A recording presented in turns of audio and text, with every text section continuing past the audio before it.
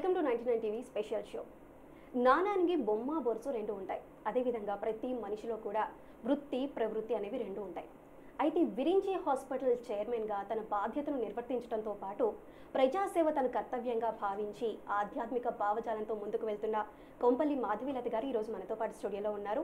ఆవిడతో మాట్లాడి మరిన్ని విషయాలు తెలుసుకుందాం. నమస్కారం. నమస్కారం తల్లి. అమ్మ, మిమ్మల్ని మాధవీలత గారు అని పిలవడం కన్నా నాకు అమ్మ అని పిలిస్తే కొంచెం బాగుంటుంది అనిపిస్తుంది. కొంచెం అలా కంటిన్యూ చేయొచ్చు. బ్రహ్మాండంగా తల్లి, నాకు చాలా సంతోషంగానే ఉంటుంది. అంటే ఏదో పెద్దవాళ్ళని పిలిచినట్టు కాకుండా సొంత కొంచెం మన అనే ఫీలింగ్ అయితే ఉంది. సో అమ్మ, మీకున్న అన్ని కళల్లో కూడా సంగీతం అనేది కూడా మీకు ఉందని కొంచెం తెలుస్తుంది. సో స్టార్టింగ్ ఈరోజు మనం చక్కగా సంగీతంతో ఒక మంచి పాట పాడితే స్టార్ట్ చేద్దాం అనుకుంటున్నాం.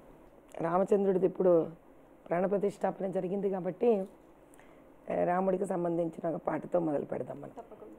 తక్కువేమి మనకు రాముండొక్కడుండు వరకు, తక్కువేమి మనకు రాముండొక్కడుండు వరకు, చక్రధారి అయి చింతనయుండగ తక్కువేమి మనకు రాముండొక్కడుండు వరకు, పక్కతోడునే భగవంతుడు మన చక్రధారి అయి చింతనయుండగ తక్కువేమి మనకు రాముండొక్కడుండు వరకు. నిజంగా చాలా అద్భుతంగా ఉంది. అంటే మీరు పాట అది ఫీల్ అవుతూ పాడుతున్నారు. అమ్మ, ఫస్ట్ మిమ్మల్ని చూడగానే ప్రతి ఒక్కరికి వచ్చే డౌట్ ఏంటంటే మీ కట్టు బొట్టు మీ ఆహార్యం. అంటే చూడగానే తెలుగు పద్ధతిని అంత చక్కగా ఇనుమడింపజేసుకొని మిమ్మల్ని చూడగానే ప్రతి ఒక్కరికి అదే ఫీలింగ్ వస్తుంది, మన అనేది. అసలు మీ కట్టుబొట్టు ఎప్పటి నుంచి మీకు ఇది ఇలా అలవాటైంది, అంటే ఇంత పద్ధతిగా ఈ కాలంలో కూడా? ఏది ఇలాంటివి అప్పటికప్పుడు రావమ్మా. భక్తి ఎలా అయితే అప్పటికప్పుడు రాదు, కట్టు బొట్టు కూడా అప్పటికప్పటికి రాదు. సో సహజంగా ఒక సాంప్రదాయమైన కుటుంబం నుంచి నేను రావడం, అక్కడ మా అమ్మ మా నాన్నగారు ఇద్దరూ కూడా సాంప్రదాయాలకి వేషధారణకి ప్రాధాన్యతనివ్వడం, తద్వారా నాకు భక్తి అనేది కూడా చిన్నప్పటి నుంచే కాస్త ఇమడడం ఇవన్నీ ఉన్నప్పుడు కట్టుబొట్టు అనేది ఆటోమేటిక్గా మనతో పాటి వెళుతూ ఉంటుంది.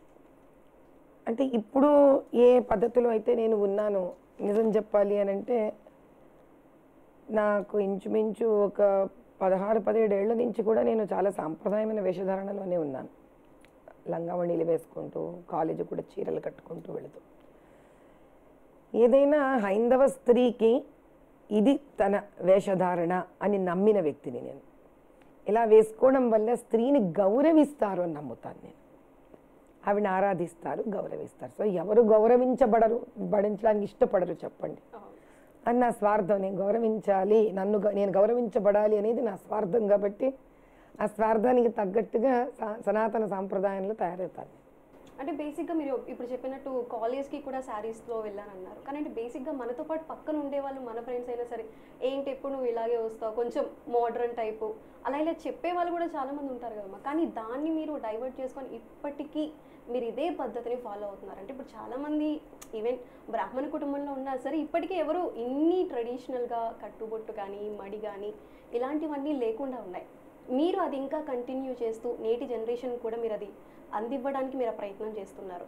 అది మీకు ఎలా మనసులో పడింది? అంటే ఇప్పుడు మీరు ఇందాక ఒక మాట అన్నారు, మీ పక్కన కూడా చాలామంది మోడర్న్గా ఉంటారు కదా అని. మనం ఎలా క్యారీ చేస్తున్నాం దాన్ని బట్టి ఉంటుంది తల్లి. ఎవరైనా చెప్పైతే నేను పుసుక్కని జారిపోయేటట్టుగా నేను ఉన్నాను అనుకో, నాకు చెప్పేవాళ్ళు 100 మంది తయారవుతారు.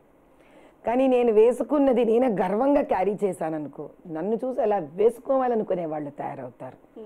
నేనేదైతే నమ్మి నేను ముందుకు వెళుతున్నానో అది ఫస్ట్ నేనే దాన్ని ఇష్టపడుతున్నానా లేదా, మనస్ఫూర్తిగా నేను అంగీకరిస్తున్నానా లేదా, నేను గర్వంగా దాన్ని క్యారీ చేస్తున్నానా లేదా అనేది ముఖ్యం. కాబట్టి నా జీవితంలో ఎవరు నువ్వు ఎందుకు ఇలా ఉన్నావే అన్న వాళ్ళు నాకు ఇంకా తటస్థపడలేదు. ఎందుకంటే whenever I carried my self, I carried with confidence and pride. అలా ఎప్పుడైతే ఒక సెల్ఫ్ కాన్ఫిడెన్స్ ఉంటుందో చుట్టుపక్కల వాళ్ళు మనల్ని అడగలేరమ్మా, చేత కాదు వాళ్ళకి అడగడం. అందుకే సక్సెస్ఫుల్. మరి మీ ఫ్యామిలీ గురించి చూసుకుంటే, అంటే చిన్నప్పటి నుంచి అమ్మ వాళ్ళు చక్కగా సాంప్రదాయంలో మిమ్మల్ని నడిపించారు, మిమ్మల్ని తీసుకువచ్చారు. వారి గురించి ఫ్యామిలీ డీటెయిల్స్ అండి. డీటెయిల్స్ అంటే స్పెసిఫిక్గా ఏం కావాలి మీకు? అంటే ఫ్యామిలీలో అంటే మీ చిన్నప్పటి నుంచి ఎలా ఉండేది? అంటే పర్టికులర్గా ఏంటంటే ఆడపిల్లకి ఇంకొంచెం మామూలుగా ఎంత సాంప్రదాయమైన ఆడపిల్లలకి ఇంకొంచెం పర్టికులర్గా కొన్ని పద్ధతులు అనేవి ఉంటాయి. సో అలా ప్రతిదానికి ఆడపిల్ల కదా నువ్వు ఇలాగే ఉండాలి, ఇలాగే చేయాలని కట్టుబాట్లు మరీ ఎక్కువగా ఉండేవా? లేదంటే మీరు స్వతహాగా దాన్ని పుణికి పుచ్చుకొని ఓకే ఇది నా పద్ధతి, నేను ఆడపిల్లని కాబట్టి నేను ఇంతవరకు ఉండాలి అని చెప్పి మీరు ఆలోచించి దాన్ని ఫ్యామిలీలో నుంచి ఓన్ చేసుకున్నారా? అలా కాదు, మా ఇంట్లో మరి అది నా అదృష్టమేమో తెలీదు, కానీ మా అమ్మ కానీ మా నాన్నగారు కానీ ఎప్పుడూ నేను డైనమిక్గానే ఉండాలని కోరుకున్నారు. కానీ డైనమిక్ అంటే ఏమిటి అంటే ఇక్కడ మా అమ్మకి కానీ మా నాన్నగారి తాత్పర్యం వాళ్ళకి వేషధారణ సభ్యతగా ఉండి, తెలుసుకోండి ఇక్కడ వేషధారణ సభ్యతగా ఉండి, ఎదుగుతున్న ఆడపిల్ల 10 మందిలో గౌరవప్రదంగా ఉండి, కానీ చదువులు వచ్చినా కెరియర్ వచ్చినా మగపిల్లలకి ధీటుగా ఏమాత్రం తీసిపోనట్టుగా ఒక స్త్రీ ఉండాలి అన్న భావాలు కలిగి ఉండడం ఒక రకమైన it's a new revolution to think ఆ కాలానికి. ఇప్పుడు మనం ఎంతసేపు రెవల్యూషన్ అంటే ప్యాంట్ షర్ట్ వేసుకోవడమో రెవల్యూషన్ అనుకుంటాం, ఏమ్మా మోడర్న్ వేర్ వేసుకోవడం రెవల్యూషన్ అనుకుంటాం, లేకపోతే బైకుల మీద ఆడపిల్లలు మగపిల్లలతో తిరిగేసేయడం రెవల్యూషన్ అనుకుంటాం. మా ఇంట్లో అది కాదు రెవల్యూషన్. ఒక స్త్రీ సత్సాంప్రదాయమైన వేషధారణలో ఉంటూనే, సపోజ్ నేను ఇప్పుడు ఎన్సీసీలో జాయిన్ అయ్యానమ్మా, ఇప్పుడు మరి అక్కడ నేను ప్యాంట్ షర్ట్గా వేసుకోవాలి, మరి ఇంత సాంప్రదాయంగా ఉన్నవాళ్ళు మరి ప్యాంట్ షర్ట్ అలో చేయకూడదుగా. మా నాన్నగారు మా అమ్మగారు ఏ రోజు వెనక ఆడలేదు. మా నాన్న వల్ల ముచ్చట పడేవాడు నేను వైట్ నేవల్ డ్రెస్ వేసుకొని వస్తే. చాలా ఏమిటో ఏదో పోలీస్ ఆఫీసర్ వచ్చేంత ఆనందంగా ఉండేది మా నాన్నకి. నేను అలాగే ఎన్సీసీలో ఆడి పరేడ్కి వెళ్ళి ఆడి కెడెట్గా సెలెక్ట్ అయ్యి రైఫిల్ షూటింగ్లో ఉండి ఇవన్నీ ఆయన ఎలా చూసేవాడు. మా నాన్న కానీ మా అమ్మ కానీ ఆడపిల్ల ఇలా ఉండాలి, ధైర్యంగా పోయి నలుగురు ఏమన్నా అంటారు రెండు వాయించొచ్చేటట్టు ఉండాలి. కానీ అట్ ది సేమ్ టైం ఒక స్త్రీకి ఏమిటి అందం, ఆవిడని ఏది ఇంకా ఔన్నత్య స్థానానికి తీసుకువెళుతుంది. ఏం మనం ఒక కాంపిటీషన్ అనో లేకపోతే ఒక విద్యనో లేదా ఎందులోనన్నా ఏమంటారు ఇప్పుడు ఎన్సీసీ లాంటి వాటిల్లో వెళ్ళి మళ్ళీ ఇంటికి వచ్చాక మళ్ళీ లంగావణి వేసుకోవడమే, మళ్ళీ వెంటనే జడ వేసేసుకోవడమే, మళ్ళీ ఇంత పూలు పెట్టేసుకోవడం, తారవడం, ఉండడం. సో అలా ఒక 2 విపరీత స్థితులకి నన్ను ఉండడం అనేది ఎందుకు, అది కూడా ఒక గర్వకారణమే. అలా ఉండడం కూడా ఒక స్త్రీ తనను తాను బ్యాలెన్స్ చేసుకోగలగడమే అని చెప్పించడము, అది నేను అంతే ఆనందంగా తీసుకోగలగడం, తద్వారా నన్ను బయట ప్రపంచం పెద్ద జోక్యం కలిగించుకోలేకపోయింది దానివల్ల. అమ్మ మీరు ఎడ్యుకేషన్ అంటే ఇప్పుడు ఇటు ఎన్సీసీ కూడా వెళ్ళారన్నారు, ఎడ్యుకేషన్ మీది ఎంతవరకు అయింది? అంటే బేసిక్గా మనం 10th ఇంటర్ ఆ స్టేజ్కి వచ్చేటప్పటికి మనలో ఒకటి ఉంటుంది, నేను డాక్టర్ అవ్వాలి, లేదంటే లాయర్ అవ్వాలి, లేదంటే టీచర్ అవ్వాలి, ఇలా ప్రతి ఒక్కరికి ఒక ఓన్ కళ అనేది అయితే ఉంటుంది. అలా మీరు చిన్నప్పటి నుంచి ఏమనుకునేవారు? చిన్నప్పటి నుంచి డాక్టర్ అవ్వాలని చాలా కోరిక ఉంటుంది, చాలా అంటే చాలా, మామూలుగా కాదు. నేను ఇంటర్మీడియట్లో బైపీసీఏ తీసుకున్నాను, కానీ మాకున్న ఆర్థిక పరిస్థితుల వల్ల డాక్టర్ అవ్వడం అంటే ఇప్పుడు మనం ఎంబీబీఎస్ చేసిన వెంటనే ఏ ప్రయోజనము లేదు. దాని తర్వాత you have to go for specialisation, then for super specialisation. సుమారు 32 ఏళ్ళు అయిపోతుంది. అంత దూరం అంత కాలం చదివించగల శక్తి మా నాన్నకి నాకు లేదేమో అనిపించింది. ఇంటికి పెద్ద సంతానం అవ్వడం వల్ల మా నాన్నకి ఎంత తొందరగా అయితే అంత తొందరగా మా నాన్నకి నేను సహాయ సహకారాలు అందించాలి ఆర్థికంగా. కాబట్టి మా నాన్నకి ఒక కొడుకులాగా నిలబడాలి అనే ఒక కోరిక ఉండింది నాకు. అందుకని ఇంటర్మీడియట్ బైపీసీ చేరిన ఆ వయసులో తర్వాత నేను వెంటనే నిర్ణయించుకుని దానికి ఖర్చుతో కూడిన చదువు అని నాకు ఎప్పుడైతే తెలిసిపోయిందో బాగా, అంటే ఒక రకంగా నా వరకు నాకు ఒక అవగాహన వచ్చిందో, వెంటనే నేను నాన్నకి ధైర్యంగా నిలబడలేను అన్న భావన కలిగింది. అప్పుడు నేనే నా మనసు మార్చుకొని నిజాం కాలేజ్లో గ్రాడ్యుయేషన్ అప్లై చేసుకున్నాను. BA economics, public administration, political science చేశాను తల్లి. దాని తర్వాత నాకు లాలో సీట్ వచ్చింది.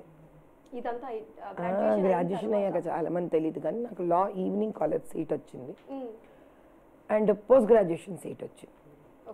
నేను 2 హ్యాపీగా చేసేసుకోవచ్చాము అనుకుని ఆశపడ్డిపోయాను. సో చెప్పారు అలా కాదు, either you have to do post graduation or you have to do law. సరి అయిన నాకు గైడెన్స్ లేకపోవడం వల్లనో లేదా అది ఏ రకంగా తలరాత రాసి పెట్టుండిందో నాకు తెలియదు కానీ లా వదిలేసుకొని సీటు నేను MA పొలిటికల్ సైన్స్ కోటి ఉమెన్స్లో చేశాను. అలా నేను పోస్ట్ గ్రాడ్యుయేషన్ చేశాను, ఎంఏ పొలిటికల్ సైన్స్. అమ్మ మీరు చెప్పినట్లు డాక్టర్ అవ్వాలని కలగన్నారు, అది అవ్వలేదు. ఇటు పొలిటికల్ పోస్ట్ గ్రాడ్యుయేషన్ చేశారు. సో ఈ రెండు అంటే ఇప్పుడు మీరు చదవటానికి స్తోమత లేదు అని ఆలోచించి వదిలేసిన దాని నుంచి ఇప్పుడు ఒక విరించి హాస్పిటల్ చైర్మన్గా ఎదిగారు. ఆ ప్రస్థానం అసలు ఎలా సాగిందంటారు? నాకు వివాహం అనంతరం నేను విరించి సంస్థలో ఉన్నానమ్మా. మా వారు విరించిని స్థాపించారు, ఆయన ఫౌండర్.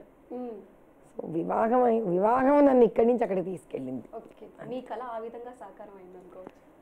అంటే కళ దేవుని తల్లి, నాకు వివాహం ముందు కూడా నాకు చేతనైనంత నేను చేస్తూనే ఉన్నాను. అంటే ఇప్పుడు నేను ఈ విధంగా ఇప్పుడు కళ సాకారం అయింది అన్నాను అనుకోండి, అలాంటప్పుడు మధ్యతరగతి ఆడపిల్లలందరూ డబ్బులున్న వాళ్ళు మొగుడు దొరికితేనే పనులు అవుతాయి అనుకుంటారు కదమ్మా. అలా కాదు కదా. జీవితంలో డబ్బు అనేది రావచ్చు రాకపోవచ్చు తల్లి. డబ్బు అవసరం కానీ డబ్బే ప్రాధాన్యం కాదు ఎప్పుడు కూడా. మన ప్రయాణం మనం తీసుకుంటూ వెళుతూ ఉంటే పరమేశ్వరుడు ఏదో ఒక రూపంలో ఒక అవకాశం ఇస్తాడు. అది ఈ రూపం అవ్వచ్చు, ఇంకో రూపం అవ్వచ్చు, ఇంకో రూపం అవ్వచ్చు. నాకు మా వారి రూపంలో ఇచ్చి ఉండొచ్చు నాకు. కానీ అందుకే కదా ఆయన ఇచ్చిన ఆ అవకాశాన్ని ఒక మహత్తరమైన అవకాశం కింద తీసుకొని నన్ను నేను మార్చుకోకుండా అలాగే ముందుకు తీసుకొని వెళ్ళాను. ఇప్పుడు మధ్యతరగతి కుటుంబంలో నుంచి ఆర్థికంగా చాలా తక్కువ స్థానంలో నుంచి వచ్చి డబ్బు వచ్చిన వెంటనే నేనేమీ మారిపోలేదు. అందుకే ఎందుకు, ఇది కూడా పరమేశ్వరుడు వరం కింద చూశాను. ఇది నన్ను ఇంకా రాణింప చెయ్యాలి అంటే నేను ఇంకా దీనిలో నుంచి బయటికి ఇంత సాంప్రదాయంగానే పడగలగాలి, అందాలు కొట్టుకుపోకూడదు. ఆ ప్రయత్నంలో ఇది నాకు నిజంగా ఒక వరమే. అమ్మ మీ మ్యారేజ్ గురించి చాలామంది చాలా చెప్తూ ఉన్నారు, లవ్ మ్యారేజ్, అరేంజ్డ్ మ్యారేజ్. అసలు మీ మ్యారేజ్ ఎలా అయింది అసలు? చాలామంది చెప్పడం అంత ఈజీ ఏం కాదమ్మా. ఎందుకంటే మొన్నటి వరకు నేను బయటికే రాలేదు, నా గురించి తెలిసే ఛాన్స్ ఎవరికి లేదు. ఈ మధ్య వస్తున్న 2-3 ఇంటర్వ్యూలలో వాళ్ళు థంబ్నెయిల్స్ పెట్టేస్తున్నారు, మీకు తెలుసా, ఈ మ్యారేజ్ గురించి తెలుసా, మ్యారేజ్ ఎలా అయిందో తెలుసా, ఇలా వాళ్ళకి వచ్చినట్టు పెడతా ఉన్నారు. సో అందుకే మీ నోట్తో అంటే పాపం మరి కాలం మారే కొద్దీ వాళ్ళ పబ్లిసిటీ ఇచ్చుకొని విధి విధానం లే తల్లి అది. కాబట్టి నేనేమి ఇబ్బంది పడను. సరదాగా పోనీ ఆ టైటిల్ చూసి ఇంతకీ మనం చూస్తూ ఉంటే ఇంకేదో వస్తూ ఉంటుంది అక్కడ, అది కూడా అందరికీ తెలిసిందే. ఇప్పుడు లవ్ మ్యారేజ్ అనేది మా అమ్మా నాన్నకు తెలియకుండానో మా అమ్మా నాన్నకు పరిచయం కాకుండానో ముందు నాకు పరిచయం అయ్యో 2-3 ఏళ్ళు మేము ఒకరికొకరితో మాట్లాడుకోను ఎక్కడో కలిస్తే లవ్ మ్యారేజ్ అవుతుంది. ఏమ్మా అవునా కదా. వారి పరిచయమే పేపర్ యాడ్తో అయ్యింది నాకు. పేపర్లో మరి మామూలుగా మనకి మ్యాట్రిమోనీ ఎలా వస్తుందో అలాగే వచ్చింది. మా నాన్నగారు చూశారు, నాకు ఈ సంబంధం ముందుకెళదాం తల్లి అన్నారు. ఆ విధంగా ఆ తర్వాత ముందుకు వెళ్ళిన సంబంధము నాకు వారికి బాగా ఎక్కువ నచ్చాము ఒకరికొకరికి. మా ఆలోచన విధానాలు కానీ ఏదైనా కానీ ఆయన ఇష్టపడము, ఆయనకున్న చదువు, ఆయన తెలివితేటలు నాకు నచ్చడము, అలా మేమిద్దరం ఇష్టం బాగా పడ్డం వల్ల అది ఇంకా కొంచెం ముందుకు వెళ్ళిపోయింది తప్ప లవ్ మ్యారేజ్ అనడానికి మేమిద్దరం ముందుగానే ఎక్కడో పరిచయం ఉన్న వ్యక్తులం కాదు. మరి అంటే ఇప్పుడు మీ మ్యారేజ్ ఎన్ని ఇయర్స్ అవుతుంది? ఈ బాండింగ్ అంటే స్టార్టింగ్లో మీకున్న ర్యాపో ఇప్పటికీ అది అలాగే కంటిన్యూ అవుతుందా? ఇప్పుడు మన అమ్మ నాన్నకు పుడతాను తల్లి, 49 ఏళ్ళు 50 ఏళ్ళు వస్తున్నాయి నాకు. మా అమ్మ నాన్నతో చాలా బాగుంది బాండింగ్. ఇప్పుడు ఏమంటావైతే 50 ఏళ్ళ నుంచి ఎందుకు బాండింగ్ ఉందని అడుగుతావా? కష్టపడ్డానా? పడి ఉంటాం కదా, మనం తిట్లు తింటాం అమ్మ నాన్నతో, దెబ్బలు తింటామా, మళ్ళీ వెళ్ళిపోతామా వాళ్ళ దగ్గర. వివాహమైనా అంతే. అంటే ఒక 25 ఏళ్ళు 24 ఏళ్ళు వివాహంలో ఉండడం అనేది అంత పెద్ద అచీవ్మెంట్ అని నాకు అర్థం కావట్లేదు అసలు. నేను చాలా పెద్ద విషయం కింద మాట్లాడుతుంటే ఇప్పుడు మామూలుగా ఇప్పుడున్న వాళ్ళ జనరేషన్ ఏంటంటే ఒక మాట ఏదైనా హస్బెండ్ అన్నారంటే వెంటనే నువ్వెంత నేను బయటకు వెళ్తున్నా నేను చేస్తున్నా అని చెప్పి మాటకు మాట చెప్పేది ఉంటుంది. అంటే బేసిక్ ఇప్పుడు మిమ్మల్ని చూడగానే మాకు ఒక ట్రెడిషనల్ ఒక పాత తరం ఏదైతే ఉందో అది ఇప్పటికీ ఈ జనరేషన్ కూడా కనిపిస్తుంది ఫీల్ ఏదైతే ఉందో అదే విధంగా అంటే కాంప్రమైజ్ అయ్యి అంటే ఇప్పుడు వాళ్ళు ఏదో అన్నారులే మనకి ఎందుకు అని చెప్పి ఇంకా అదే విధంగా మీరు వెళ్ళిపోతూ ఉన్నారా, లేదంటే ఆ బాండింగ్ ఏ విధంగా ఉంది అని? నేను ఎప్పుడు నాకు మా వారితో ఏదన్నా తగులాట వస్తే ఘర్షణ వచ్చింది అనుకుందాం, నేను ఫస్ట్ ఒకటే గుర్తుపెట్టుకుంటాను, నేను మా అమ్మతో కొట్లాడానా లేనా, మా అమ్మతో నువ్వెంత నేను అన్నా, నేనేమీ అనకుండా పోలేదు, నేను చెయ్యను పో, నేను వినను పో, మా అమ్మతో అన్నా. మా నాన్నతో కూడా ఒక రకంగా చాలా సన్నిహితంగా ఉండేదాన్ని, నేను వినను నాన్న, నేను చెయ్యను నాన్న, నేను ఇంతే నాన్న అన్న రోజులు నాకు నేను ఒక టీనేజ్ టైంలో. అలా మా నాన్నను వదిలేసానా, మా అమ్మను వదిలేసానా, మా వారితో కూడా అంతే కదా. గొడవ పట్టాను మా ఆయనే కదమ్మా, మా ఆయనతో గొడవ పడపోతే ఎవరితో గొడవ పడతాను నేను, మా ఆయనతో మొండి చేయకపోతే ఎవరితో చేస్తాను. ఆయన అంతే, నాకేమన్నా కోపం వచ్చి నేనేమన్నా కాస్త అల్లరిగా ఉన్నప్పుడు ఆయన చాలా శాంతంగా వింటారు. అలా ఆయన ఏమన్నా చిరాగ్గా ఉన్నప్పుడు నేను వినే ప్రయత్నం చేస్తాను. ఇది ఒకరికొకరు పాలు నీళ్ళలా కలిసిపోవాలని ఫస్ట్ కోరిక మనలో ఉండాలి తల్లి. భావన మనసులో ఉంటే అదే విధంగా మన భవిష్యత్తు కూడా ఉంటుంది. యద్భావం తద్భవతి. ముందు భావం ఉండాలి. ఏంటది? ఈయన నన్ను ఇష్టపడుతున్నాడు, ఈయన నా బాగోగులు చూసుకుంటున్నారు, ఏది అడిగినా ఇస్తా అనే ప్రయత్నంలో ఉన్నారు, నన్ను మెచ్చుకుంటారు. కానీ ఎలా? ఆయనకు తెలిసిన పద్ధతిలో. ఏమ్మా, ఇప్పుడు నాకు తెలిసిన పద్ధతిలో నచ్చడానికి ఆయన ఏమన్నా మా ఇంట్లో చిన్నప్పటి నుంచి పెరిగారా? కాదు కదా. ఆయన వేరే ఇంట్లో పెరిగారు, నేను వేరే ఇంట్లో పెరిగాము, ఇద్దరు రెండు వేరే వ్యక్తులము, వివాహమై ఒకటయ్యాము. ఆయన స్టైల్ వేరు, నా స్టైల్ వేరు. టైం పడుతుంది అయితే తెలుసుకోవడానికి. ఆ టైం పట్టే తరుణంలో నేనెంత ఆయనకు అర్థం కావట్లేదు అనుకుంటున్నానో ఆయనకు కూడా నేను అంతే అర్థం కావట్లేదని తెలుసుకోగలగాలి. సో ఆ ర్యాప్ మీ మధ్య అయితే అది చాలా కనిపిస్తుంది. ఎందుకంటే మీరు ఇటు ఆధ్యాత్మిక సేవా కార్యక్రమాలు కానీ లేదంటే సామాజిక సేవా కార్యక్రమాలు కానీ వీటన్నిటిలో కూడా చాలా చురుగ్గా కనిపిస్తున్నారు. ప్రతి దాంట్లో కూడా ఎవరికి కష్టం వచ్చినా సరే.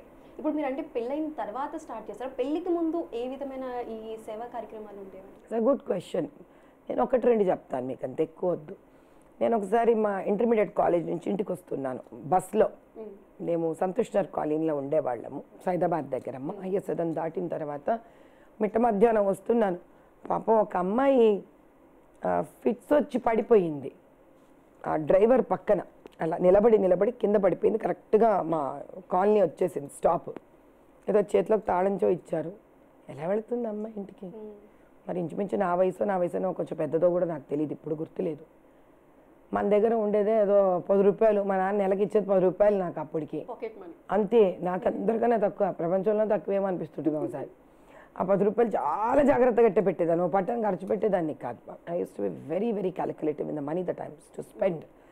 కిందకు దిగంగానే ముందొక రిక్షా మాట్లాడుకొని ఆ అమ్మాయిని ఆ రిక్షాలో కూర్చోబెట్టి ఆ అమ్మాయితో పాటు కూర్చొని వినయనగర్ కాలనీ అంటే మా ఇంటి నుంచి ఐఎస్ఐకి వెళ్ళి ఐఎస్ నుంచి లోపల ఇంటీరియర్కి వెళ్ళి అడ్రస్ కనుక్కొని ఆ అమ్మాయిని అక్కడ దింపి వాళ్ళ అమ్మకి అప్పచెప్పి మళ్ళీ నా దగ్గర డబ్బులు ఉండవుగా నడుచుకుంటూ ఇంటికి వచ్చాను. ఆ రిక్షా వాడికి నేనే డబ్బులు ఇచ్చుకొని అక్కడ నుంచి మళ్ళీ రిటర్న్ ఒక్కరే నడుచుకుంటూ వచ్చాను. అంటే నేను ఎప్పుడు నా దగ్గర డబ్బులు ఉన్నాయా, ఇదే ఇప్పుడు మీకు చెప్తాను. వివాహం అయ్యాక డబ్బులు వచ్చాయా, వివాహానికి ముందుకు డబ్బులు లేవా అనే సంబంధించింది కాదు ఇది. వ్యక్తిత్వం ఎవరు మనము, ఒకరికి సేవ చేసే దృక్పథం మనలో ఉందా లేదా, ఒకరిని ఆదుకునే ఆ మెత్తదనం మనలో ఉందా లేదా, మాతృత్వం ఉందా లేదా అనేది ముఖ్యం. మా అమ్మగారు మా నాన్నగారు అలా వాళ్ళకి చేతనైన విధి విధానంలో చాలామందికి సహాయపడేవారు. ఎందుకంటే మేము ఎకనామిక్ వీకర్ సెక్షన్ ఈడబ్ల్యూఎస్ వచ్చి ఇంట్లో ఉండేవాళ్ళం. మేము ఈరోజు మీరు తెలుసుకుంటే అందరికన్నా ఆర్థికంగా బాగా తక్కువ స్థాయి వాళ్ళు ఉండే క్వార్టర్స్ అవి. సో మా దగ్గర అందరు వాళ్ళే కదా తల్లి, చుట్టుపక్కల ఏమి కష్టం వచ్చినా ఏ ఇబ్బంది వచ్చినా మా అమ్మ మా నాన్న దగ్గర పరిగెత్తుకుంటూ వచ్చేసేవారు. మా అమ్మ మా నాన్న చేతనైన సహాయ సహకారాలు అందించేవాళ్ళు.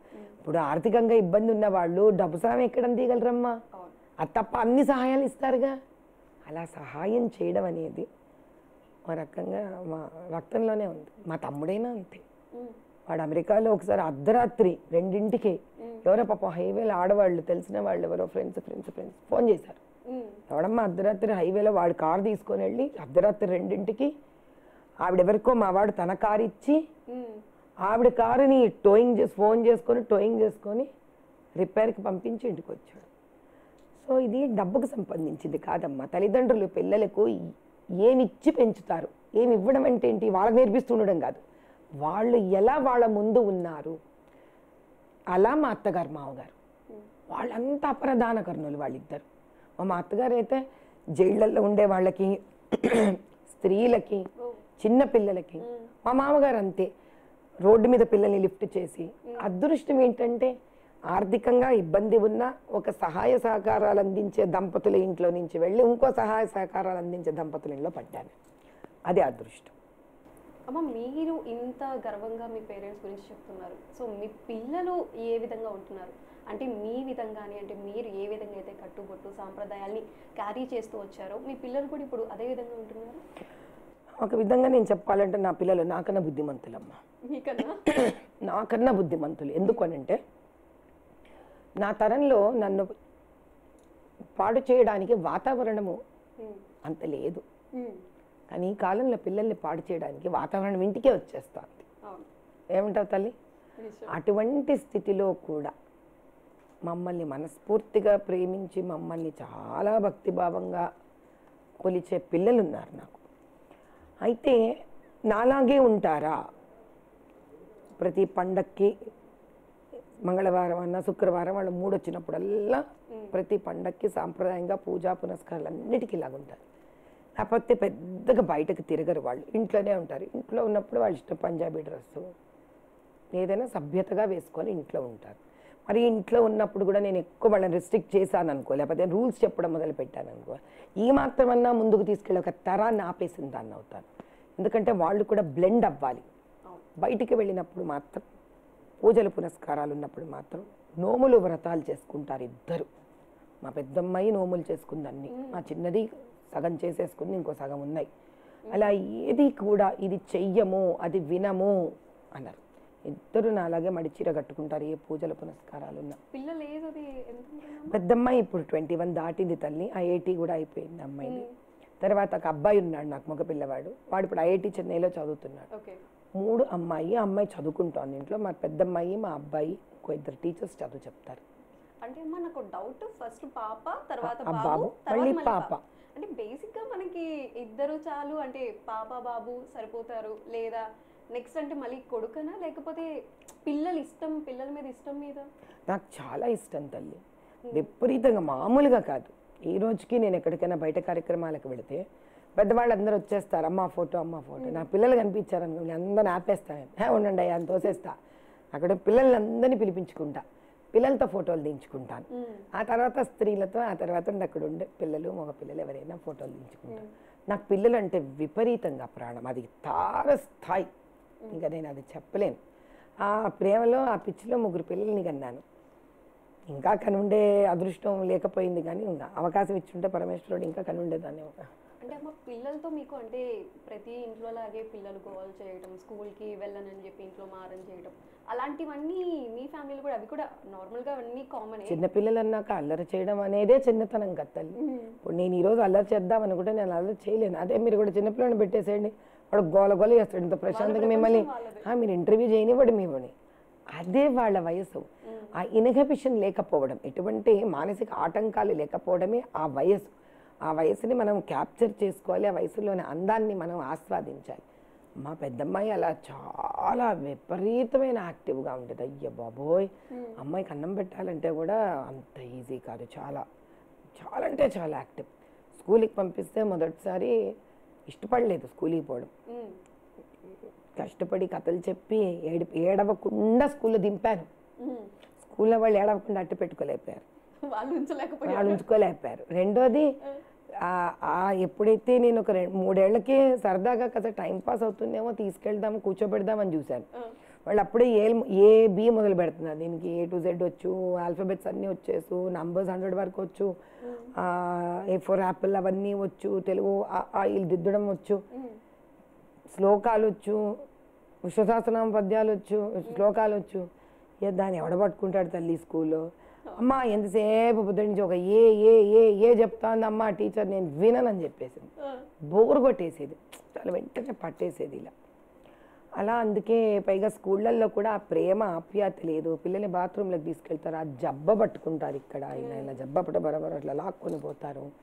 నాకు ఇవన్నీ కొన్ని నచ్చవు తల్లి, నేను ఇష్టపడను ఎందుకో. నేను పిల్లల్ని చాలా మృదువుగా హ్యాండిల్ చేయడం ఇష్టపడతాను. అంటే వాళ్ళని కూడా మృదువుగా హ్యాండిల్ చేయకపోతే ఇంక ఎవరిని మృదువుగా హ్యాండిల్ చేస్తాం? పువ్వు చేతికిస్తే నలపలేం కదా, ఒక బిడ్డని చేతికిస్తే ఇలా ఫిజికల్ కూడా నలపలేం కదా. నేను అందుకే నా వల్ల కాలేదు, వాళ్ళు అలాగే నచ్చలేదు, నేను వాళ్ళని కష్టపెట్టలేకపోయాను, మా వారు కష్టపెట్టలేకపోయారు పిల్లలు. అలా ఇంట్లో ఉండిపోయారు వాళ్ళు. మరి ఏ ఏజ్లో స్కూల్కి స్టార్ట్ అయ్యారు? మా పెద్దమ్మాయి ఇంకా IITకి వెళ్ళిపోయిందమ్మా. మా అబ్బాయి ఐఐటికి వెళ్ళిపోయాడు, మా చిన్నది వెళ్ళిపోతున్నాం, ఇంక చూడాలి ఎక్కడికి అంటే మీరు అన్నట్టు 21 ఇయర్స్ 16 ఇయర్స్లో ఇప్పటికీ నోములు వ్రతాలు ఇవన్నీ వారంతట వారు చేసుకోవటం అంటే మీరు ఎక్కువ వాళ్ళంతగా వాళ్ళు చేయరమ్మా ఎప్పుడు, నేను ఎలా చెప్పిస్తాననేది ఇంపార్టెంట్. కారు అంతా కారు ముందుకు వెళ్ళదు, స్టీరింగ్ మనం ఎలా తిప్పితే అలా వెళుతుంది కారు. అలా నేను స్టీరింగ్ తిప్పే ప్రయత్నం చేస్తాను, దానికి చక్కగా వాళ్ళు అలా డైరెక్షన్లో వెళ్ళారు.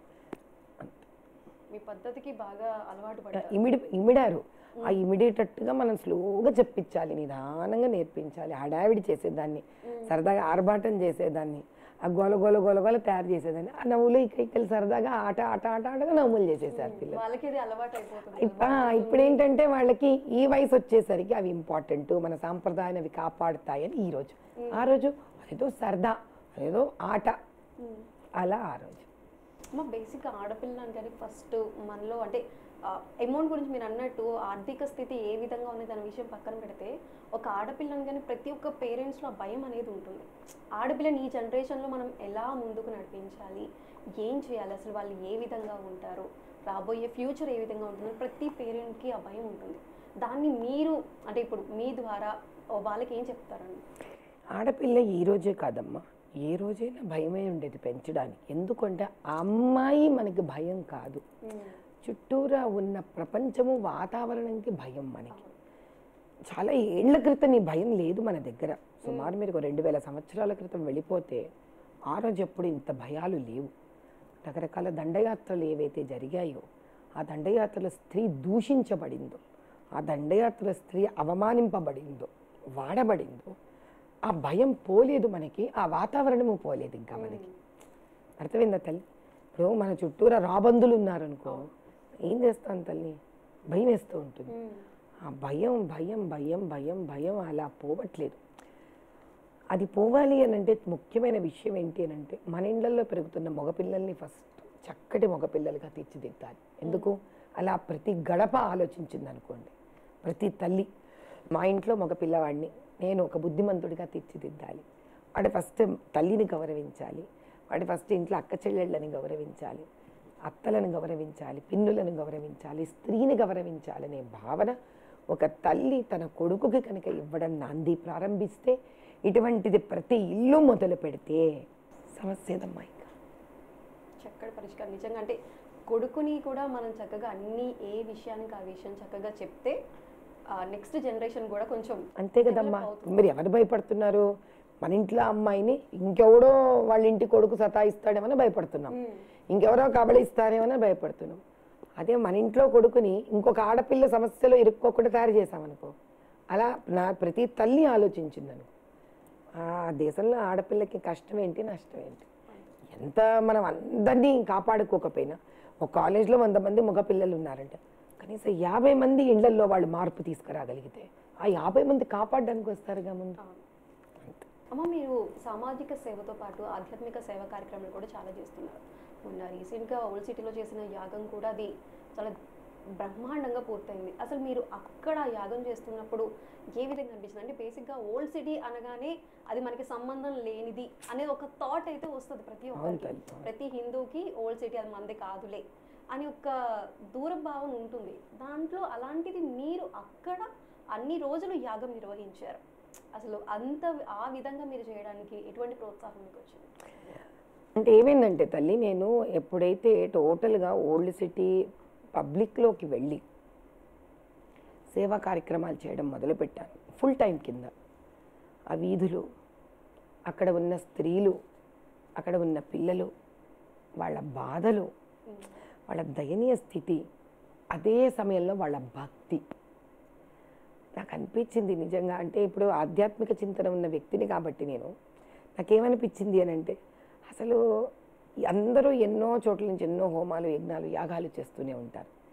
వీళ్ళ కోసం, దేశం కోసం ఇక్కడి నుంచి చెయ్యాలి అని ఒక అమ్మవారి సంకల్పంగా ఒక ఆలోచన వచ్చినందుకు 45 రోజుల పాటు భారత భాగ్య సమృద్ధి యజ్ఞం అని, దేశ సమృద్ధి కోసం, అది భాగ్యనగర్ నుంచి మొదలవ్వాలి అనే ఒక ఆలోచనతోటి అక్కడ ఉన్న నెగిటివిటీ వెళ్ళిపోవాలి, నెగిటివ్ ఎనర్జీస్ వెళ్ళిపోవాలి, అక్కడ వాళ్ళు సుభిక్షంగా ఉండాలి, ఒక నాంది పలకాలి అని సహస్ర చండీ సహిత అతిరుద్ర కామేశ్వరి యాగం చేయడం జరిగింది. ఎంత అమాయకం అంటే వాళ్ళకి అసలు నిజంగానే ఏదో పాపం జై శ్రీరామ్ అంటారు, జై హరి హరే రామ హరే కృష్ణ అంటారు, అమ్మవారి ఇవి చేస్తారు. కానీ పెద్ద వాళ్ళకి వేద విధానంగా కానీ ఒక పద్ధతిగా కానీ పెద్దగా పూజలు తెలియవు. బోనాలు చేస్తారు. అవి అంటే భక్తి, అసలు కఠోరమైన భక్తి, ఒక భక్తి కన్నప్ప లాంటి భక్తి. అంతేగాని ఒక విధి విధానంగా చేయడం వాళ్ళకి తెలియదు. అది వాళ్ళకి నేర్పించాలి.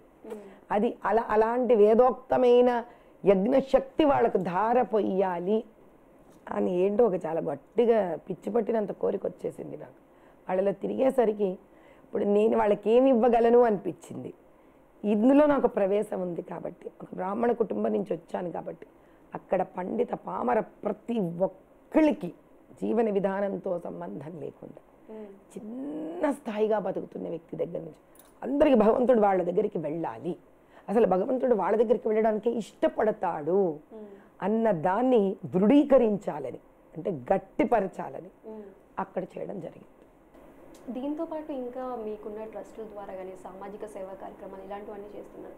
అంటే అవన్నీ దేనికి సంబంధించి, అంటే లేదు చిన్న పిల్లల గురించా, లేదంటే ఆడవాళ్ళు ఇప్పుడు ఒంటరి అవుతున్న ఆడవాళ్ళు చాలామంది ఉన్నారు, ఎంతమంది మోసపోతున్న ఆడవాళ్ళు ఉన్నారు, వారికి సంబంధించి ఎటువంటి సేవా కార్యక్రమాలతో ముందుకు వెళ్తున్నారు? అంటే నేను ఇది అది అని ఉండదమ్మా నా దగ్గర స్పెసిఫిక్గా. ఫర్ ఎగ్జాంపుల్ ఇప్పుడు ఆధ్యాత్మిక కార్యక్రమాలు చేసాం, యజ్ఞాలు చేసాం, అక్కడ మెడికల్ క్యాంప్స్ కూడా చేశాను. అదే యాగశాలలో, యాగశాలలోనే మెడికల్ క్యాంప్. ఒక ఆరోగ్యం ఉండకూడదు ఎవరైనా, అప్పుడు అక్కడ ఈజీగా 100 మంది వస్తారు. సరే ఇది బెస్ట్ ప్లేస్ అనుకున్నాను. చిన్నపిల్లలకి పీడియాట్రిక్ చేసాం, ఆడవాళ్ళకి గైనకాలజీ చేసాం, యాగశాలలోనే మెడికల్ క్యాంప్ చేసాం. దాని తర్వాత అది కాకుండా అన్నదానాలు చేసాం, అది కాకుండా ఏం ఫ్రీ మెడిసిన్స్ డిస్ట్రిబ్యూట్ చేసాం. ఇది కాకుండా అక్కడ వస్తే చాలామంది కౌన్సిలింగ్, ఫ్యామిలీ కౌన్సిలింగ్స్ చేసేదాన్ని.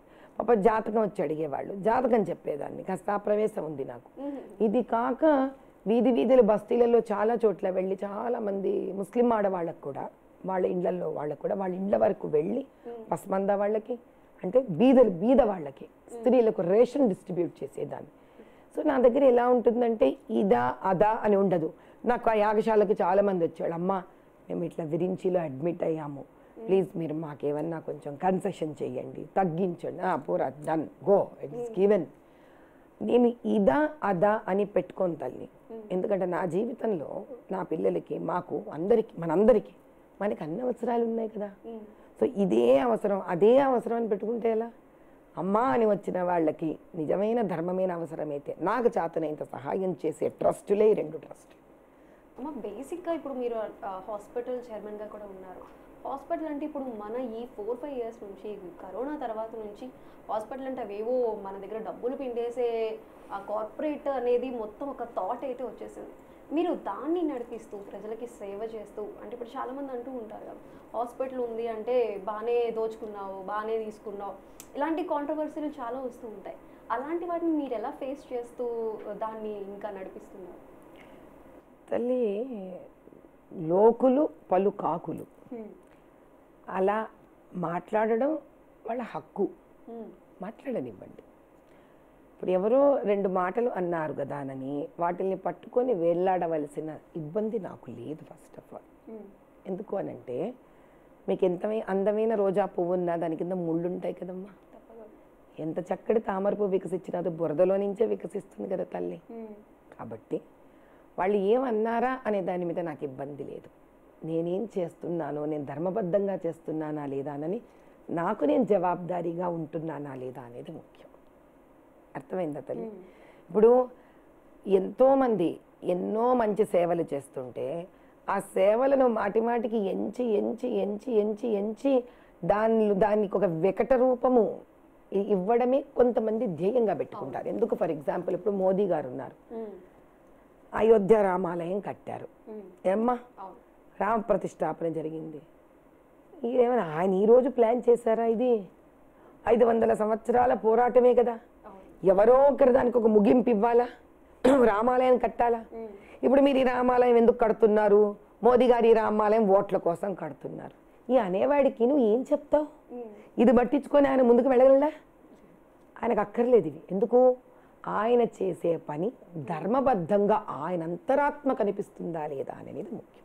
అంటే ఇప్పుడు చాలా మంది అంటున్నారు కదా మరి అంటే ఇప్పుడు అయోధ్యలో ఇంకా పూర్తిగా కాలేదు, ఏదో పైన చేసేసి ఇప్పుడు ప్రాణ ప్రతిష్ఠ చేసేస్తారు ఎందుకంటే రాబోతున్న ఎలక్షన్స్ కోసం దాంట్లో విజయ అవకాశాల కోసం చేస్తున్నారని చెప్పి ఇప్పుడు చాలా మంది కాంట్రవర్సీ అది టాపిక్ అవుతుంది. దానికి సంబంధించి మరి మీరేం చెప్తారు? అమ్మ, వీధులకు వెళ్ళి మనుషులకు ఓటు వేయడానికి 3,000 రూపాయలు 4,000 రూపాయలు సారా ప్యాకెట్ బిర్యానీ ప్యాకెట్ ఇచ్చేవాడి గురించి మాట్లాడుకుందామా? పోనీ రాముణ్ణి పెడితే నచ్చితే ఓటేస్తే ఓటు వేయనివ్వండి. ఆయన రాముణ్ణి ప్రతిష్టాపించాడు కానీ నాకు ఓటీ అని అడగలే కదమ్మా. మరి ఈ డబ్బులు ఇచ్చి బిర్యానీ ప్యాకెట్లు ఇచ్చి సారాయి పొట్లాలు ఇచ్చే వాళ్ళకి ఏం చెప్దాము? ముందు చేత అయితే మనం వాళ్ళ గురించి మాట్లాడుకోగలగాలి. ముందు వీలైతే అవి ఇచ్చిన వాళ్ళని రంగంలోకి బయటికి లాగాలి. అంతేకాని ఆయనకున్న భక్తి ప్రకటన ఆయన ప్రకటించారు. ఎవరి కోసం? 500 సంవత్సరాలుగా ప్రాణాలు త్యాగం చేసిన ఎంతోమంది కరసేవకుల కోసం, రామభక్తుల కోసం. అది కూడా ఎప్పుడు ప్రకటించారు? సుప్రీంకోర్టు తీర్పిచ్చాకేనా? ఏమ్మా, సుప్రీంకోర్టు తీర్పిచ్చింది కదా. సుప్రీంకోర్టు కాదని ఆయన వ్యతిరేకించి వెళ్ళలే కదా. సుప్రీంకోర్టు తీర్పిచ్చాక ఇంకా మీరెవరయ్యా ఏమని అనడానికి? అంతే కదా మా కోవిడ్ సమస్య కూడా. సుప్రీంకోర్టు 2 సార్లు తీర్పిచ్చింది మాకు, అయ్యా మీది తప్పు లేదు ముందుకు వెళ్ళండి అని. అదొద్దా మనకి? ఏమ్మా, అదొద్దా? సొసైటీ ఏదైనా మంచి కన్నా వెనకున్న చెడుని ఎక్కువగా బయట ప్రపంచానికి చూపించడానికి ఆలోచిస్తుంది. అలా ఉన్నా మా బోటి వాళ్ళు దాన్ని అలా పక్కన పెట్టేసేయాలి.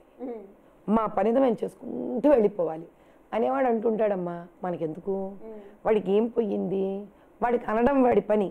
ఎవరైనా 4 మంచి పనులు చేస్తుంటే నిజానిజాలు తెలుసుకొని ఆ మంచి 1000 మందికి అందించేటట్టు వీళ్ళు ఉండాలి అని కోరుకునేవాడు ఇలా చేయడు.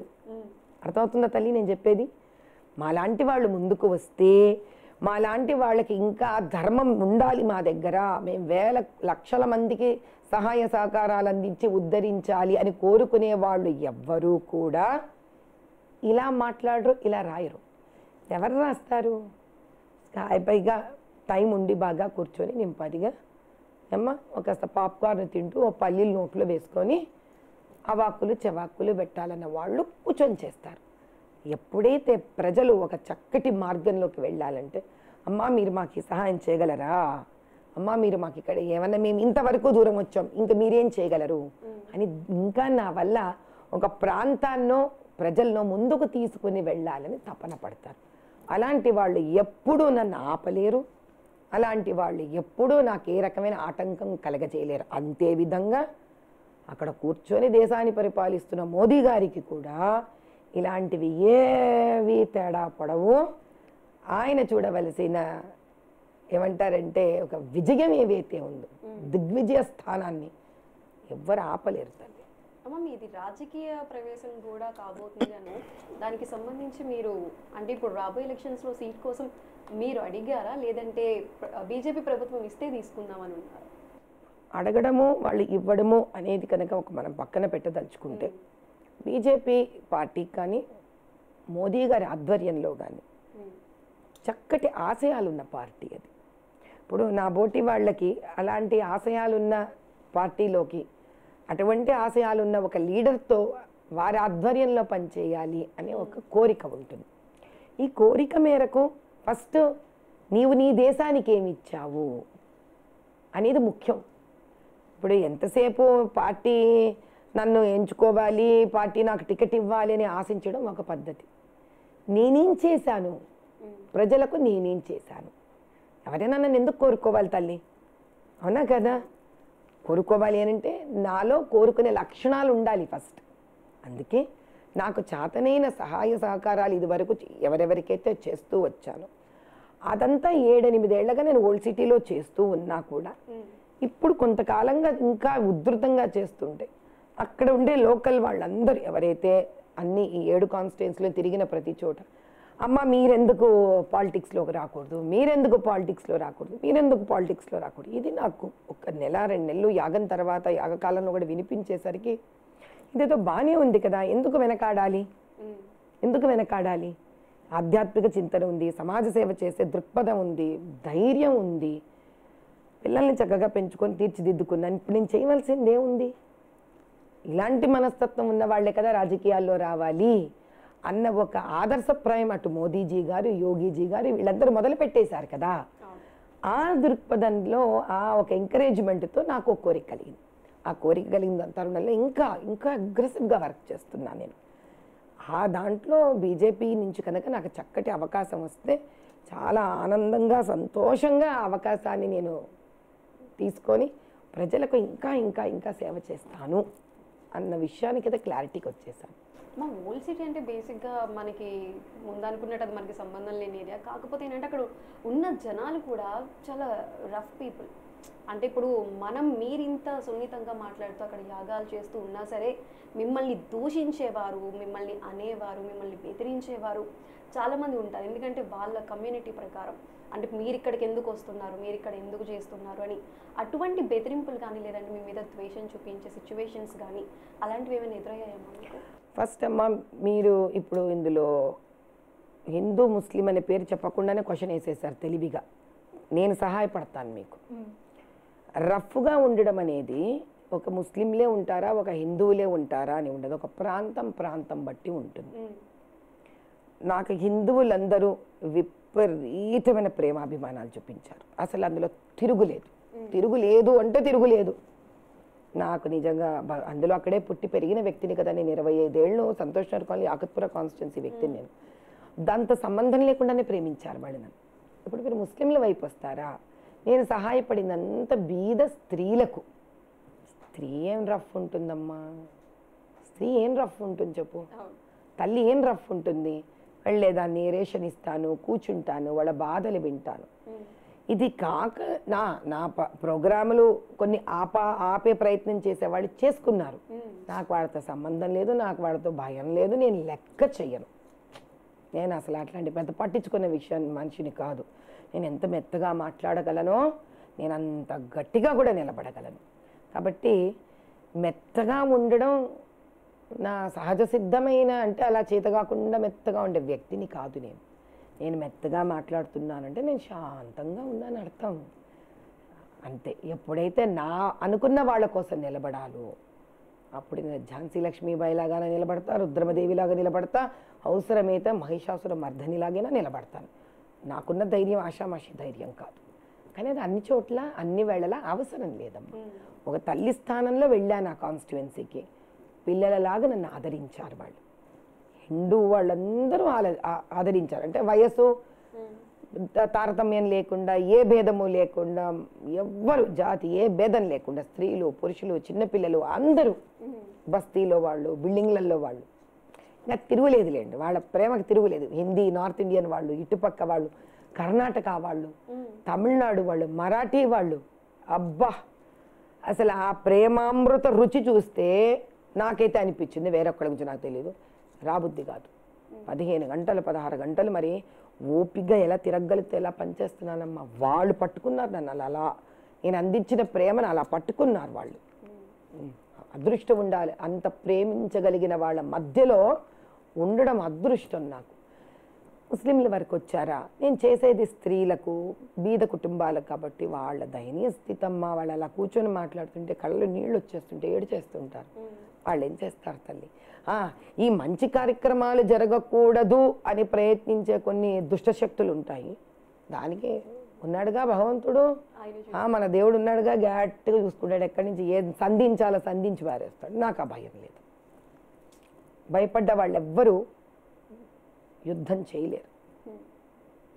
అమ్మ మీరు అన్నట్టు ఇప్పుడు భయం లేకుండా మీరు ఈ యుద్ధంలో ముందుకు వెళ్తున్నారు. అయితే బేసిక్ ఏంటంటే ఆడవాళ్ళు బయటకు రావటం, ఇదంతా చేయటం, సేవా కార్యక్రమాలు చేయటం అదంతా ఒక ఎత్తు అయితే, కానీ ఇలాంటి ఏరియాలో చేస్తున్నప్పుడు కొన్ని మనకి ఆ బెదిరింపులు, ఆ భయాలు మన ఫ్యామిలీలో వాళ్ళకు ఉంటాయి. మనం ఇప్పుడు ఎంత ధైర్యంగా ఒక అడుగు ముందుకు వేసినా మన ఫ్యామిలీ వాళ్ళకి మన ఆడపిల్ల బయటకు వెళ్తుంది, ఏదైనా జరగచ్చేమో, ఏదైనా అవ్వచ్చేమో, అదొక రకమైన భయం అనేది ఉంటుంది. అంటే ఏజ్తో సంబంధం లేకుండా అలాంటిది మీ ఫ్యామిలీలో వాళ్ళు ఏ రోజైనా అన్నారా ఎందుకు ఇలా? శివుడు ఇదే అనుకుని ఉంటే అమ్మవారు మహిషాసుని చంపేదా? అదొకటి కదా. కృష్ణుడు ఇదే మాట అనుకుని ఉంటే సత్యభామకి నరకాసుని చంపడానికి ధనుస్సు ఇచ్చేవాడా? మా 2 పిల్లలు, మా 3 పిల్లలు, మా వారు, మా అత్తగారు, మా మావగారు, మా అమ్మ, మా నాన్న, మా తమ్ముడు, అందరూ వాళ్ళకి తెలుసు. ఇది నిర్ణయించుకుందంటే వ్యక్తి ఎవడి పోనా అయిపోతుందని తెలుసు, మామూలుగానే వాళ్ళకు తెలుసు నా గురించి. కానీ సమాజ సేవ కోసం ఎవరికన్నా పట్టింది కదా అని ఆనందపడ్డారు. కొంత పెద్ద వయసు వాళ్ళ ఇంట్లో మా మామగారు చాలా డాషింగ్ అమ్మా, ఆయన నక్సలైట్లతో అంతా పనిచేసే వాళ్ళని సమాజంలోకి మార్చేశారు. ఆయనే ఆషామాషి వ్యక్తి కాదు. మా వారు పెద్ద పట్టించుగా ఆయన అన్నారు, సరే నువ్వు ఏదన్నా చేస్తే నలుగురు బాగుపడుతున్నారు అని అంటే నాకు ఆనందం అన్నారు. కాస్త మా అత్తగారు లాంటి వాళ్ళు స్త్రీలు మెత్తగా ఉన్న వాళ్ళు, ఏం మా పర్లేదా అంటే, ఏమవుతుందండి మనకి అక్కడ ఉన్న వాళ్ళు బతకట్లేదా అని అడిగాను. ఇప్పుడు అక్కడ ఉన్న వాళ్ళు బతకట్లేదా అమ్మ, ఆడపిల్లలు కాదా అమ్మ, వాళ్ళు స్త్రీలు కాదా అమ్మ, మనకి వాళ్ళకే అంత ధైర్యంగా బతుకుతున్నాక వాళ్ళ కోసం మనం ఒక వ్యక్తి ముందంజు వేయకపోతే ఎలా? ఏమవ్వదమ్మా, ధర్మో రక్షతి రక్షిత, ధర్మమే కాపాడుతుంది మనని, ఎవరో ఒకళ్ళు ధైర్యం చేయవలసిందే అంతే. అది భగవంతుడు ఆ చక్కటి అవకాశం నాకు ఇచ్చినందుకు నేను సదా సంతోషపడుతున్నాను, రుణపడి ఉన్నాను ఆయనకి, నాకు ఈ ఆలోచన ఇచ్చినందుకు. అమ్మ, మీ కొన్ని విజువల్స్ చూస్తున్నట్లయితే రజనీకాంత్ గారి మిసెస్తో పాటు మీ విజువల్స్ చూసాం. సో ఆవిడికి మీకు ఆ సంబంధం ఎలా అయిందండి? అంటే మీరు అనేది రజనీకాంత్ గారి వైఫ్ లతా రజనీకాంత్. నేను కంచికి తరచుగా వెళ్ళొస్తూ ఉండేదాన్ని. మా పిల్లలు, పెద్దమ్మాయి చెన్నైలో ఐఐటి చదువుతోంది కదా, సో నేను రీలొకేట్ అయిపోయాను పిల్లలతో పాటు చెన్నైకి. అమ్మాయి హాస్టల్లో పెట్టలేదు, ఇంట్లో నుంచి కాలేజీకి వెళ్ళేది. సో నేను కంచి మఠానికి, కంచి కామాక్షి అమ్మవారి గుడికి చాలాసార్లు వెళుతూ ఉండేది. అలా వసంత నవరాత్రులు కంచి కామాక్షి అమ్మవారి గుడిలో జరుగుతున్నప్పుడు అక్కడ ప్రధాన అర్చకులు నన్ను ఆ వసంత నవరాత్రుల్లో పాలు పంచుకోమని అడిగారు. అందుకే మీ ఫోటోలలో ఇందాకే చూశాను, ఒక చోట సంకల్పం చెప్తున్నట్టు నేను కూర్చున్నాను. సో వారు నాతో సంకల్పం చెప్పించారు అని వసంత నవరాత్రులకు. సో నవరాత్రులంతా వెళ్ళాను. అప్పుడు అక్కడ నేను కూర్చొని జపం చేసుకుని అనుష్ఠానం చేసుకుంటే ఆవిడ చూశారు నన్ను. చూసి చాలా మంచి ఆవిడ, నిజంగా ఆవిడ she is very affectionate women and చాలా ఆధ్యాత్మిక వ్యక్తి కూడా ఆవిడ. సో నన్ను అక్కడ చూసి వాళ్ళ పెద్దమ్మాయి దరిదాపులు కానీ చిన్నదానేమో మరి ఆ వయసు అమ్మ నేను. సో ఆవిడ నన్ను దగ్గర కూర్చోబెట్టి కన్నా కన్నా కన్నా అని ఎవరు అని ఎంతసేపు ఆవిడకి తృప్తే తీరలేదు. వాళ్ళ సువాసిని పూజ చేసినప్పుడు ఆవిడ నాకు సువాసిని కింద పూజ చేసుకున్నారు. ఆ తర్వాత తరచూ రావడం పోవడం, వాళ్ళ ఇంటికి వెళ్ళడం, వారు మా ఇంటికి రావడం జరిగింది. ఏంటంటే పెద్దప్పుడు బయటికి వ్యక్తపరచుకోలేదు ఏది, కానీ నాకు చాలా మనసుకి చాలా క్లోజ్. అమ్మ, మీరు ఇప్పుడు రాజకీయాల వైపు వస్తున్నారు. సో ఇప్పుడు మీరు రాజకీయంగా కూడా సేవ ఎటువంటి కార్యక్రమాలు అంటే ఇంకా ఫ్యూచర్లో ఎటువంటి కార్యక్రమాలతో ముందుకు వెళ్ళాలి, ప్రజలకి ఏ విధమైన, అంటే ఇప్పుడు ప్రస్తుతానికి మీరు అన్ని విధాలుగా సేవా కార్యక్రమాలు చేస్తున్నారు, మీకు తోచినట్టు అన్ని విధాలుగా అండాదండలు ఉన్నాయి, కానీ ఇంకా నేను చేయాల్సింది ఇంకా ఉంది, అంటే నాకు ఇంకా లైఫ్లో నేను చేయకుండా ఆగిపోయింది, ఫ్యూచర్లో నేను చేయాలి అనుకునేవి ఏమైనా ఉన్నాయా? చాలా ఉన్నాయి తల్లి, ఎన్ని లేవు. ఫస్ట్ నాకు బీజేపీ నుంచి ఈ చక్కటి అవకాశం నేను వాళ్ళు ఇవ్వాలని కోరుకుంటున్నాను. ఒకసారి కనుక బీజేపీ పార్టీ నాకు చక్కటి అవకాశం ఇచ్చి నాకు ముందుకు వెళ్ళే ఒక చేయూతను సహకారం ఇచ్చి అమ్మవారి దయ వల్ల ఏమన్నా మనకి కాన్స్టిట్యుయెన్సీలో సేవ చేసే కనుక ఒక అధికారం వస్తే కనుక నాకున్న టైము టర్మ్ అంతా కూడా నేను ఓల్డ్ సిటీ అంటే భాగ్యనగరం మొత్తం ప్రాంతం ఏదైతే ఉందో దానికి సంపూర్ణ సహాయ సహకారాలను నా జీవితాన్ని అంకితం చేద్దామని అనుకున్నాను. దాని అర్థం ఏమిటి? అక్కడ విద్య లేదు సరిగ్గా, దాని తర్వాత శుభ్రత లేదు, ఉద్యోగ అవకాశాలు లేవు, ఒక రకమైన రైట్ టు రిలీజియస్ ఎక్స్ప్రెషన్, అంటే వాళ్ళు ఏ కార్యక్రమమైనా ఆధ్యాత్మిక కార్యక్రమాన్ని ఎంతసేపు ఒక భయభ్రాంతులుగానే గట్టిగా చెప్పుకోవాలి తప్ప ఇష్టమైన స్వేచ్ఛగా చేయడానికి లేదు. అదేవిధంగా ముస్లింలకు ఎలా అంటే ఆ స్త్రీలకు చదువు లేదు, సంధ్య లేదు, ఆ పిల్లలు చిన్న చిన్నవి చైల్డ్ లేబర్లో వెళ్ళిపోతారు, మెకానిక్ షాప్లలో వెళ్ళిపోతారు, ఆడపిల్లలకు మంచి సంబంధాలు ఉండదు, అప్పులు చేసి పెళ్ళిళ్ళు చేస్తారు. అది ఒక రకమైన దయనీయమైన స్థితి. ఈ సామాజిక బాధ్యత వాళ్ళకి మార్పులు, వాళ్ళ జీవన విధానంలో మార్పులు తీసుకురావాలని వాళ్ళ చక్క వైద్య సదుపాయం ఇచ్చి, విద్యా సదుపాయం ఇచ్చి, ఉద్యోగ సదుపాయం ఇచ్చి, స్కిల్ డెవలప్మెంట్స్ నేర్పించి, ఇప్పుడు కొత్తగా నేర్చుకోలేని వాళ్ళు ఎలాగో చదువు వెళ్ళలేరు, వాళ్ళకి స్కిల్ డెవలప్మెంట్స్ నేర్పించి దాని ఇండస్ట్రీస్ ఏమన్నా చిన్న సతుకు పొల్యూషన్ లేని వాటివి ఎంచుకొని ఎస్టాబ్లిష్ చేసి దాన్ని సువర్ణ భాగ్యనగరం కింద మార్చి ఇటుపక్క జూబ్లీ హిల్స్, బంజారా హిల్స్ అనుకోండి, ఖైరతాబాదు, సోమాజిగూడ, సికింద్రాబాద్ మల్కాజిగిరికి ఏమాత్రం తగ్గకుండా ధీటుగా నిలబడేటట్టు దాన్ని చెయ్యాలి అన్న ఒక శపథం మాత్రం మనసులో ఉంది. మరి ఇప్పుడు మాట్లాడారమ్మా బీజేపీ లీడర్స్తో ఎవరితోనైనా, అంటే దీని గురించి, దీనికి సంబంధించి? అది ఇప్పుడు నేను మీకు వ్యక్తపరచడం కన్నా కాలం బట్టే మీకు ఇన్ఫర్మేషన్ వస్తుంది. కాలమే మొత్తం నిర్ణయిస్తుంది మీ సేవా కార్యక్రమాలకి సంబంధించి. అమ్మ, మొత్తంగా మీరు ఇంత డైనమిక్గా ఇప్పటికీ ఇప్పుడు నేటి తరపు మేము ఉన్నామంటే మా జనరేషన్కైనా ఏదైనా ఒక చీర కట్టుకొని బయటకు వెళ్ళాలంటే 100 సార్లు ఆలోచిస్తాం. ఇప్పుడు వెళ్ళాలా, ఏముందిలే, ఏదో లైట్ వెళ్ళిపోవచ్చు కదా, ఇప్పుడు బయట అందరూ మనల్ని వింతగా చూస్తారేమో, అలా వెళ్తాను ఒక భయంతో నేటి ప్రజెంట్ యూత్ వీళ్ళందరూ అలాగే ఉండిపోయారమ్మా. అటువంటి వారికి మీరిచ్చే సజెషన్ ఏంటి? ఏ విధంగా ఒక ఆడపిల్ల ముందుకు వెళ్ళాలి ఈ సమాజంలో? అమ్మ, ఇప్పుడు మీరు వాళ్ళేమనుకుంటారో వీళ్ళేమనుకుంటారో అని చీర కట్టుకోవడానికి సందేహిస్తుంటే మరి షార్ట్స్ వేసుకున్న వాళ్ళకి ఎందుకు ఆ సందేహం లేదు? చెప్పండి, మీరు చెప్పండి. మీరు ఈ తరం అమ్మాయి కదా, షార్ట్స్ వేసుకున్న అమ్మాయి ఏం ఆలోచించుకొని షార్ట్స్ వేసుకొని సమాజంలోకి వెళుతోంది? అంటే నేటి జనరేషన్ అందరూ అలాగే ఉన్నారు కదా, వాళ్ళతో పాటు మనం వెళ్ళిపోతే క్యాజువల్, అంటే అందరూ షార్ట్స్ వేసుకుంటారు కాబట్టి మనం వేసుకొని వెళ్తే ఏం పట్టింపు ఉండదు అంత పట్టింపు. అవునా, ఈ రోజు మీరు రోడ్డు మీద ఎంతమంది షార్ట్స్ వేసుకుంటూ వెళ్ళడం చూస్తున్నారు? మరీ అంత షార్ట్స్ కాదు, కానీ ఆ వెళ్ళే ఒక్క అమ్మాయి ఎంత ధైర్యంగా వెళుతోంది. అవును ఏమ్మా, ఎంతమంది పెద్దవాళ్ళు ఎవరైనా కానీ చీర కట్టుకొని బయటకు వెళ్తున్నారు? ఎక్కువే కదా. ఒక నిక్కరో షార్టో వేసుకున్న అమ్మాయి కన్నా కూడా చీరలు కట్టుకునే వాళ్ళు ఎక్కువ మంది ఉన్నారా? మరి ఆ నిక్కర్ వేసుకునే అమ్మాయికి ఉన్నప్పుడు ధైర్యం లేదమ్మా ఆడపిల్లలకి? అదే ఇప్పుడు ఈ జనరేషన్ వాళ్ళకి ఆ మోటివేషన్ కావాలి. ఎందుకంటే వాళ్ళందరూ డ్రెస్సులు వేసుకున్నాం, సరే మనం కూడా జీన్స్ వేసుకుందాం, ప్యాంట్స్ షర్ట్స్, ఇదే మోడర్న్, ఇదే మన లైఫ్ వేసుకోవచ్చమ్మా. ఇప్పుడు ప్యాంటు షర్ట్ పంజాబీ డ్రెస్లో మామూలు ప్యాంట్ షర్ట్స్ కానీ లాంగ్ స్కర్ట్స్ కానీ గౌన్స్ కానీ రకరకాలుగా వేసుకోవచ్చు. కానీ చీర కట్టుకోవడం కానీ లంగావణిని వేసుకోవడం కానీ ఏహ్యభావంతో చూసుకోక్కర్లేదు. మీరు నేను చెప్పొచ్చేది అదే, ఏదైనా ఎబ్బెట్టుగా ఉండేటట్టు వేషధారణ వెయ్యకండి. మనమందరం స్త్రీలుగా తెలుసుకోవాల్సింది ఏంటి అంటే, అంతెందుకమ్మా, ఇప్పుడు నేను ప్యాంటు షర్ట్ల మీద ఉండింటే నువ్వు నన్ను పిలిచేదానివా ఇంటర్వ్యూకి? మరి నా స్త్రీ, నా చీర, నా కట్టు నాకు మర్యాద ఇచ్చినప్పుడు ఇంకొక అమ్మాయికో ఇంకొక స్త్రీకో ఇంకో చీర కట్టడమో లంగావణి ఆ అమ్మాయికి మర్యాద ఎందుకు ఇవ్వదు? మందు వాళ్ళని వాళ్ళు నమ్మాలి.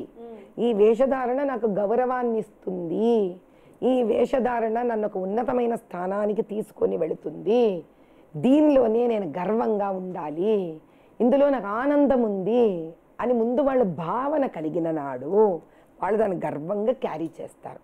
వాళ్ళు అలా క్యారీ చేసి గర్వంగా ఉండాలంటే చిన్నప్పటి నుంచి ఇంట్లో అలవాటు చేయాలమ్మా. చిన్నప్పటి నుంచి అలవాటు చేయకుండా సడన్గా వాళ్ళని ఫ్యాషన్గా చిన్నప్పుడు జీన్స్ ప్యాంట్లు అవన్నీ వేసేసి షార్ట్స్ వేసేసి చిన్న చిన్న గౌన్లు వేసి వాళ్ళని పెంచేసి సడన్గా మీకు ఈరోజు సిగ్గు రావాలి, ఈరోజు లంగావణీలు వేసుకోవాలి, ఈరోజు చీరలు కట్టుకోవాలి, లంగావణి ముందు అమ్మానన్నే ఫీల్ అవుతారు. లంగావణి చాలా ఓల్డ్ ఫ్యాషన్ అని. మీరు పిల్లల వరకు ఎందుకు వెళ్తున్నారు? పాపం తల్లిదండ్రులకే ఓల్డ్ ఫ్యాషన్ లంగావణి. ఈ మధ్యకి అసలు ట్రెండ్ వచ్చింది లంగావణిల ట్రెండ్. ఏదైనా ఇళ్లలో ఫంక్షన్ అయితే లంగావణిలు వేసుకోవడం. లేకపోతే ఫస్ట్ దాన్ని ఒక అందమైన వేషధారణ కింద సనాతన ధర్మం కింద దానిలో స్త్రీ అందంగా ఉంటుంది, గౌరవప్రదంగా ఉంటుందని ముందు తల్లిదండ్రులు ఇంట్లో పెద్దవాళ్ళు చిన్న వయసు నుంచే కనుక ఆలోచించడం జరిగితే అప్పుడు వాళ్ళకి అలవాటు వస్తుంది. మొక్కై వంగంది మానే వంగున, మొక్క నుంచి వంచుకుంటూ రావాలి. ఈరోజు ఒక తరం వచ్చేసాక ఈ తరాన్ని ఇలా అనుకుంటుంది, ఈ తరంకి లేదు, ఈ తరంకి లేదు అంటే వాళ్ళు ఇంకా విసికెత్తిపోతారు. మీరు అనేది అనుకోండి, మేము చేసేది చేస్తామంటారు. వాళ్ళ మీద వేలు చూపించేటప్పుడు ఇలా 3 వేళ్ళు మా పక్కన ఉంటాయి, ఇలా పెద్దవాళ్ళ పక్కన 3 వేళ్ళు ఉన్నాయి. ఈ 3 వేళ్ళను చూసుకొని ఇంట్రెస్ట్ లేనంత వరకు ఎదుటి వాళ్ళ మీద ఒక వేలు చూపించే హక్కు అర్హత మాకు లేదు. కాబట్టి నేను తరాన్ని ఏం అనదలుచుకోలేదు. ఆ తరం వెనక ఉన్న సిస్టము, ఆ తరం వెనక ఉన్న పెద్ద మనుషులు, ఆ పెద్ద మనుషుల వెనక ఉన్న పెద్ద మనుషుల స్వార్థానికి నలిగిపోయిందే ఈ తరం. కాబట్టి ఆ తరానికి అయినా నేను ఒక విన్నపం చెప్తాను నాన్న, ఎవరు ఎలా అనుకున్నా అమ్మాయిలు అబ్బాయిలు చక్కగా ఒక లంగావణి వేసుకునో చీర కట్టుకోనో లక్షణకరంగా వెళ్ళే ఒక అందము ఔన్నత్యము స్త్రీకి వేరే ఏ బట్టలలో రాదు. అడపా కాలేజీకి వెళ్తే వెళ్ళి ఒకరోజు సరదాగా ప్యాంట్ షర్ట్ వేసుకోండి, ఒక సరదాగా ఒక లాంగ్ గౌన్స్ వేసుకోండి, స్కర్ట్స్ వేసుకోండి. ఏదైనా కూడా స్త్రీ ఒక గొప్పతనాన్ని ఔన్నత్యాన్ని కింద పడేసే బట్టలు వేసుకోకండి, అలా తయారవ్వకండి. అప్పుడు మీరు డబ్బులు ఇచ్చి మరీ పాశ్చాత్య ప్యాంట్ షర్ట్ని పోషిస్తున్నారు. డబ్బులు ఇచ్చి వాళ్ళ గౌన్లు పోషిస్తున్నారు. డబ్బులు ఇచ్చి పాపం మన దేశం సంస్కారాన్ని కూడా పోషించాలి కదా తల్లి. అంతేగా నేను సరి సమానత్వమేగా నేను అడుగుతున్నది. You are all equal. ఓకే, వాళ్ళకి ఇంపార్టెన్స్ ఇస్తున్నారు, వారంలో వాళ్ళకి 4 రోజులు ఇంపార్టెన్స్ ఇండి, 2 రోజులు మన బట్టలకి ఏంటి తల్లి, అంతే. ఓకే అమ్మా, థ్యాంక్ యూ సో మచ్. చక్కగా మీతో మాట్లాడటం వల్ల కూడా చాలా విషయాలు తెలుసుకున్నాం మేము. నేటి సమాజంలో ఏ విధంగా ఉండాలి, మీరు అన్న పాయింట్లో నాకు బాగా నచ్చిన పాయింట్ ఏంటంటే ముందు మనం స్ట్రాంగ్గా ఉంటే రేపు పొద్దున మనల్ని ఎవరు వెనక్కి లాగినా సరే ముందు మనలో ఆ స్ట్రాంగ్ ఉండాలి. ఎవరు మన వెనక్కి లాగలేరమ్మా. మీకు మాట చెప్తా చూడండి, మనం బాధపడుతున్నామంటే ఎదుటి వాళ్ళు బాధ పెట్టారు అని కాదు, అంటే మన మీద మనకే నమ్మకం లేకుండా వాళ్ళు అన్న మాట నిజమని మనం భ్రమించి ఏడుస్తున్నాం. అనేవాడు అన్నాడు, అది నిజం కానప్పుడు నాకు దేనికి భయము? నేను భయపడినప్పుడు నన్ను వెనక్కే కూడా లాగుతాడు. అర్థమైందా తల్లి? సో అనేవాడు అనడం తప్పు కాదు, ఆ అనేవాడు ఏదైతే స్త్రీయో పురుషులు అంటున్నారో అది నేను నిజమని నమ్మిన నాడే నేను భయపడతా, అది నిజమని నమ్మిన నాడే వెనక్కి లాగబడతా. సో సౌండ్ ప్రొడక్షన్లో లేదు ప్రాబ్లం, అది నేను ఎలా రిసీవ్ చేసుకుంటున్నాలో ఉంది.